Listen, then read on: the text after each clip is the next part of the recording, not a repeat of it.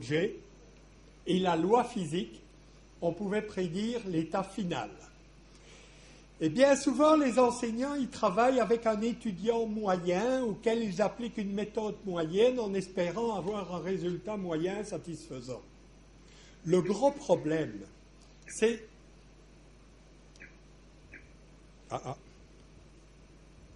Voilà. Le gros problème, c'est ce qu'on appelle l'effet papillon.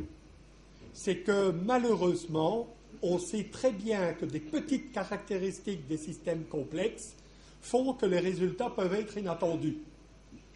Et je pense que les classes de nos étudiants, c'est vraiment ça. Ils ont des styles d'apprentissage différents, ils n'ont pas les mêmes intérêts, etc., etc. Et donc, on assiste à une sorte d'effet parfois incontrôlable. Ne me dites pas le contraire.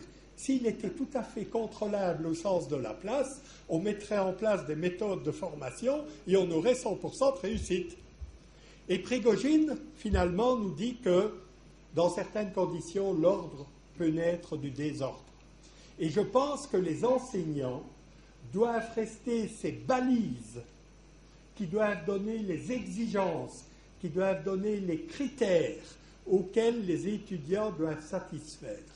Autrement dit, pour moi, le web, c'est un gigantesque terrain de liberté, mais c'est à l'enseignant que revient de construire les parcours, les passages obligés, les critères, etc., etc. Donc, apprendre, ce serait faire naître l'ordre du désordre, et enseigner, ce serait essayer de faire ces phénomènes qui permettent d'organiser la construction de la connaissance. Alors, je termine. Cocorico, quelques livres que j'ai écrits, etc. Il y en a pas mal sur le web. Il y en a qui touchent les dispositifs de formation, les théories et méthodes pédagogiques, l'e-learning, toujours avec une réflexion pédagogique et technologique en même temps.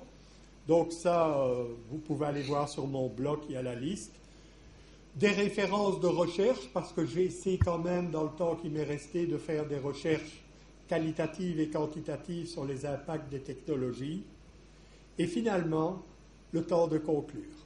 Alors, le temps de conclure, je ne vais pas faire la conclusion, pas du tout. Je ne peux pas conclure. Je vis dans l'incertain. Je ne sais pas qui vous êtes. Je suis arrivé avec un exposé, c'était un exposé laplacien. Il était ordonné, structuré, etc., et je vais l'envoyer. Mais je vois des regards plutôt réjouis, je vois des regards un peu sombres. Vous êtes différents. Et donc, quelque part, conclure. Oui, je pourrais conclure mon exposé, mais qu'est-ce que je pourrais dire de plus? Mais conclure, dans le sens de qu'est-ce qu'on va faire maintenant? Eh bien, je vais le laisser à quelqu'un dont j'ai parlé et qui est Michel Serres, dans une conférence très intéressante où il parle des rapports justement entre pédagogie et technologie, et c'est la conclusion de sa conférence.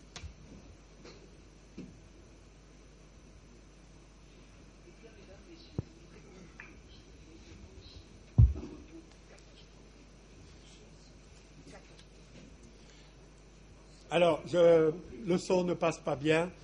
Je vais dire à sa place, si vous permettez. Il dit, je vais terminer cette conférence par un mot catastrophique. Catastrophique.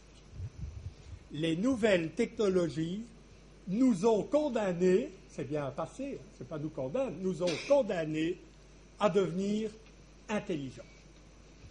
Comme nous avons le savoir devant nous, il est là. Mais il est là depuis longtemps, hein. Il existait dans les livres aussi.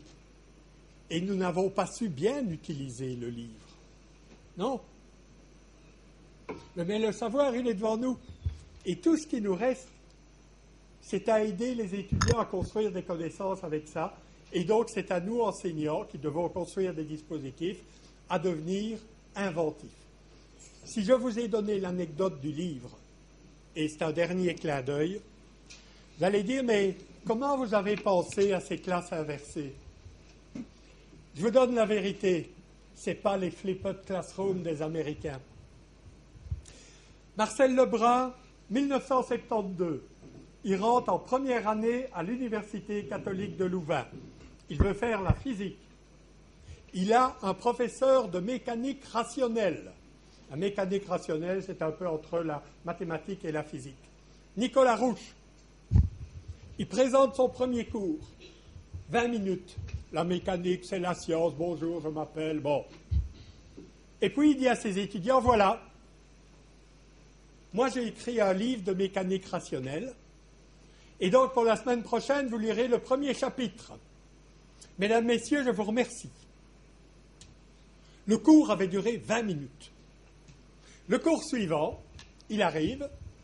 Est-ce que vous avez des questions? Il y a quelqu'un au premier rang qui dit « Oui, je n'ai pas compris la virgule. » Bon, il explique, il papote un petit peu. 10 minutes après, il dit « Vous n'avez plus de questions ?» Bon, c'était facile, c'était le premier chapitre. Eh bien, pour la semaine prochaine, vous lirez le chapitre 2. Au troisième cours, il y avait des questions.